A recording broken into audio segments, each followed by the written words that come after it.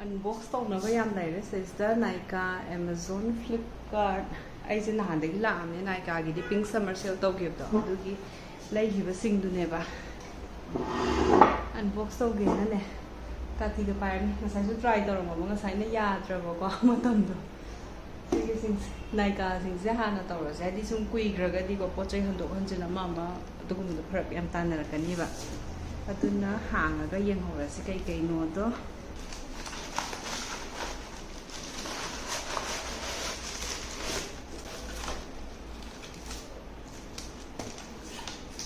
Sina Body Shop ki Ginger Shampoo, Sina Cetaphil ki Daily Advanced Ultra Hydrating Lotion.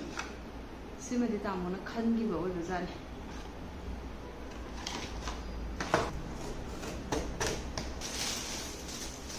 L'Oreal Professional ki Absolute Repair. Cetaphil ki di genuine di ne magi do lotion la ego ba se 10% off la rame 15 la 10 la du la rame adu ki lotion ban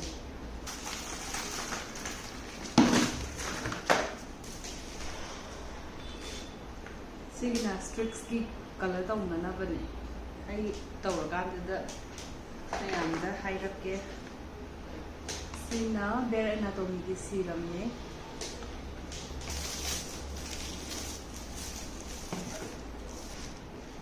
Yenglasi.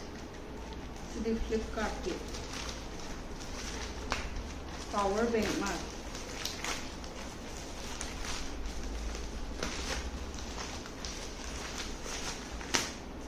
Power bank.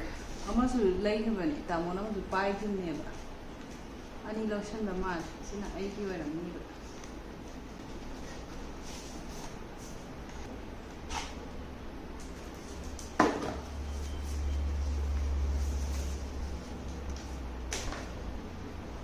Leigre Electronics ki power bank mai yam mut le na ko hodi khan sa aduna ma darkar oi ba sida thamge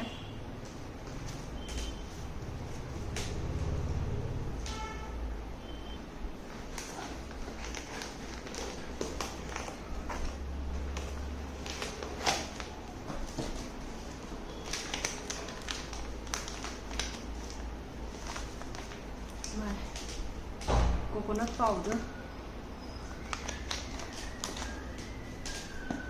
hawai mukka thongbadaga hapnaba paneer ga thongbadaga hapnaba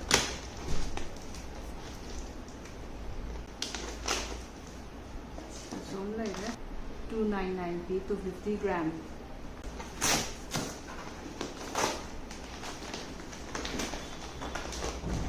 next is rava idli MTRD breakfast item. Should be wet white smile.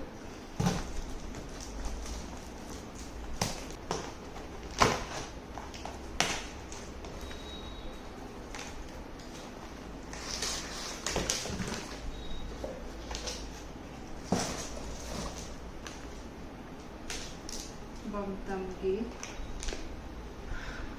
water wipes. So, hindi na tungana. Pero 3 way. Pero 3 ano na ba? Really? 72 wipes. Ako mo ba? First time, season na gagawin ko siya. Adi kasi madi.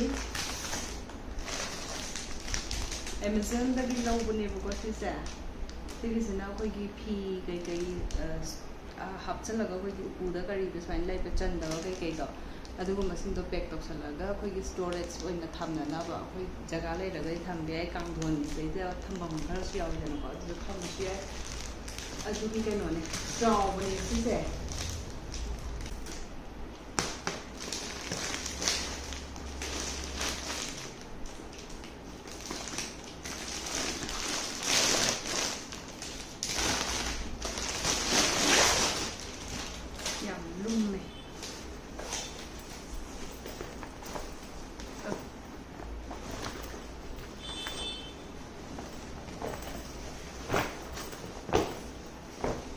ꯆꯥꯎꯗ꯭ꯔꯅ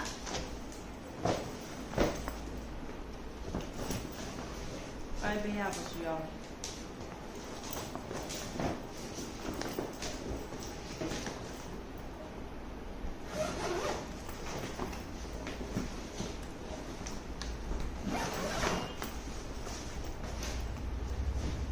ꯆꯥꯎꯗ꯭ꯔꯣ ꯃꯔꯥꯡ ꯀꯥꯏꯅ ꯍꯥꯞꯄ ꯌꯥꯔꯅꯤ ꯁꯤꯁꯤꯒꯤꯅꯦ ꯄꯦꯛ of 4 ꯑꯣꯏꯕ ꯄꯦꯛ of 4 1200 ꯂꯥ ꯀꯩꯅꯣꯝ ꯑꯣꯏꯕꯅꯦ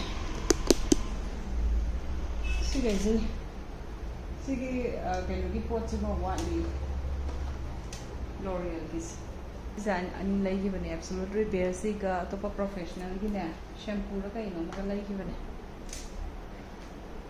ꯁꯤꯃ ꯂꯩꯔꯦ ꯕ꯭ꯔꯦꯛꯐꯥꯁ ꯑꯥꯏꯇꯦꯝ ꯂꯩꯔꯦ ꯊꯣꯡꯕ ꯊꯥꯛꯄꯗ ꯍꯥꯞꯅꯕ ꯂꯩꯔꯦ ꯑꯉꯥꯡꯒꯤ ꯂꯩꯔꯦ ꯑꯗꯒꯤ ꯄꯥꯋꯔ ꯕꯦꯡ ꯂꯩꯔꯦ ꯁꯤꯒꯤ ꯃꯌꯥꯝꯁꯤꯅꯤ ꯆꯥꯏꯔꯤꯁꯦ ꯑꯗꯒꯤ ꯁꯤꯒꯤꯁꯤꯗꯤꯅꯦ ꯑꯩ ꯍꯥꯟꯅꯒꯤ ꯃꯥꯒꯤ ꯗꯥꯏꯄꯔꯁꯦ ꯀꯩꯅꯣ ꯂꯩꯕꯅꯦꯕ ꯃꯌꯥꯝꯁꯨ ꯁꯨꯝ ꯀꯥꯟꯅꯅꯕꯅꯦ ꯑꯩꯅ ꯍꯥꯏꯔꯛꯏꯁꯤꯅꯀꯣ 62 ꯄꯦꯟꯁꯅꯦ ꯑꯩ ꯍꯥꯟꯅꯒꯤ ꯁꯤꯒꯤꯁꯤꯅ ꯕꯝꯇꯝꯅꯦꯕꯀꯣ ꯍꯥꯟꯅꯒꯤꯗꯨꯅ ꯃꯣꯃꯤ ꯄꯣꯀꯣꯄꯦꯟꯇꯣ ꯑꯗꯨꯗꯨꯅꯦ ꯂꯥꯔꯖ ꯁꯥꯏꯖꯅꯦ ꯃꯥꯁꯦ ꯍꯧꯖꯤꯛ KG 13ꯃꯨꯛ ꯌꯧꯔꯕꯅꯤꯅꯅꯦ ꯑꯗꯨꯒ ꯁꯤꯒꯤꯁꯦ ꯄꯦꯛ ꯑꯣꯐ 3ꯅꯦ ꯂꯩꯔꯤꯁꯦ ꯄꯦꯛ ꯑꯣꯐ 3 ꯁꯤꯗꯩꯁꯤꯗ 1500 600 ꯁꯨꯃꯥꯏꯅ ꯑꯣꯏꯌꯦꯕꯀꯣ ꯑꯩꯉꯣꯟꯗ ꯑꯣꯐꯔ ꯂꯥꯛꯄꯅꯦ ꯁꯤꯁꯦ ꯐ꯭ꯂꯤꯞꯀꯥꯔꯠꯇꯒꯤ ꯂꯩꯈꯤꯕ꯭ꯔꯥ ꯅꯠꯇ꯭ꯔꯒꯅ ꯃꯥꯒꯤ ꯋꯦꯕꯁꯥꯏꯠꯇꯒꯤ ꯂꯩꯈꯤꯕ꯭ꯔꯥ ꯑꯗꯨꯗꯤ ꯀꯥꯎꯔꯦ ꯑꯗꯨꯒ ꯃꯣꯃꯤ ꯄꯣꯀꯣꯄꯦꯟꯇꯨꯁꯨꯅꯦ ꯆꯞ ꯃꯥꯟꯅꯩꯌꯦꯕ ꯁꯤꯒꯤ 62 ꯄꯦꯟꯁ ꯌꯥꯎꯔꯤꯁꯦ ꯂꯥꯔꯖ ꯁꯥꯏꯖꯇ ꯑꯗꯨꯒꯤ ꯁꯤꯒꯤ ꯄꯦꯛ ꯑꯣꯐ 2ꯗꯅꯦ ꯍꯥꯏꯗꯤ ꯁꯤꯒꯨꯝꯕꯒꯤ ꯀꯩꯅꯣꯁꯦ ꯑꯅꯤꯗꯅꯦ 1500 ꯑꯗꯨꯃꯥꯏꯅ ꯐ꯭ꯂꯤꯞꯀꯥꯔꯠꯇꯒꯤ ꯂꯩꯌꯦꯕ ꯑꯗꯨ ꯑꯣꯏꯇꯥꯔꯗꯤ ꯁꯤꯒꯤꯁꯤꯅ ꯌꯥꯝꯅ ꯀꯩꯅꯣ ꯑꯣꯏꯗ꯭ꯔꯥ ꯀꯥꯟꯅꯕꯁꯦ ꯌꯥꯝ ꯍꯦꯟꯗ꯭ꯔꯥ ꯁꯤꯒꯤ ꯁꯨꯃꯥꯏꯅ ꯂꯩꯁꯟꯕꯅꯦ ꯁꯤꯗꯤ ꯁꯤꯖꯤꯟꯅꯕꯗꯤ ꯑꯝꯇ ꯍꯧꯗ꯭ꯔꯤꯕ ꯃꯣꯃꯤ ꯄꯣꯀꯣꯄꯦꯟꯇꯣ ꯂꯣꯏꯔꯛꯀꯗꯣꯔꯦ ꯑꯗꯨꯒ ꯁꯤꯖꯤꯟꯅꯔꯛꯑꯅꯤ ꯆꯥꯏꯔꯤꯁꯤꯡꯁꯦ ꯁꯤ ꯆꯥꯏꯕꯁꯤꯅ ꯍꯦꯟꯅ ꯋꯥꯏ ꯆꯤꯜꯂꯦ ꯄꯣꯠꯇꯤ ꯁꯤ ꯈꯛꯇꯪꯅꯦꯕ ꯁꯤꯗ ꯁꯨꯝ ꯂꯩ ꯁꯤꯅ ꯌꯥꯝꯅ ꯀꯥꯟꯅꯔꯤꯁꯦ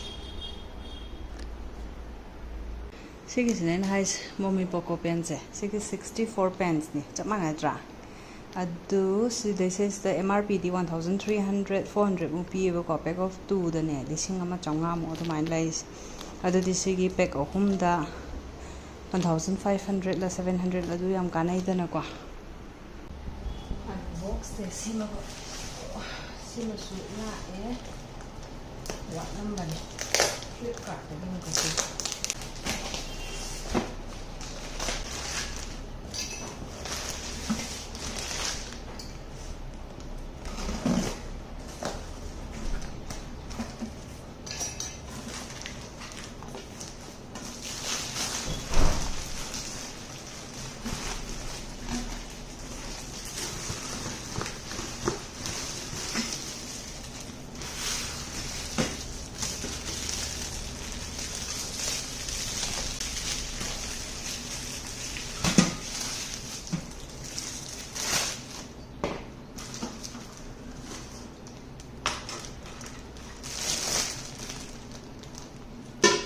idli ꯁꯦꯝꯅꯅꯕ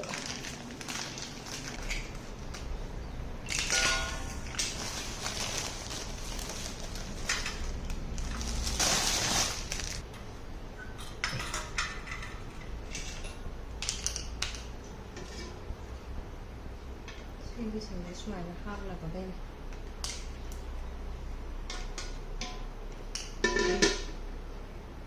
ꯑꯗꯒꯤ sumana paanaba sumana paanaba paithalage sina fan ni sigi fan jidi chengogi katana leibirini maiga yam mutpasidane angang yam saabada kumnabane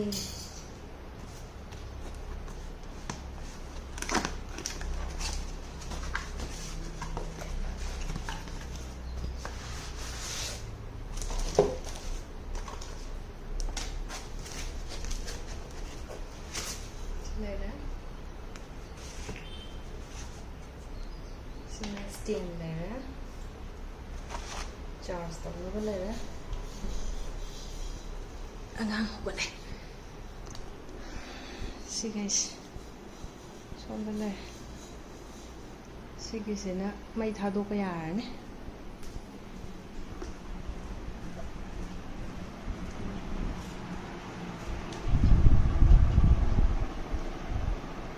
Hi. Hi, babe. Si kanagi no? Si kanagi no?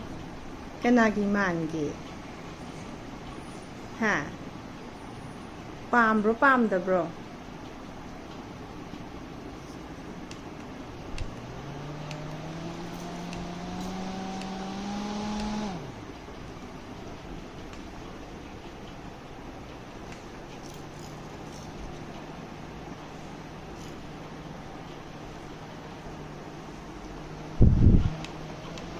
Yam kalle sidi.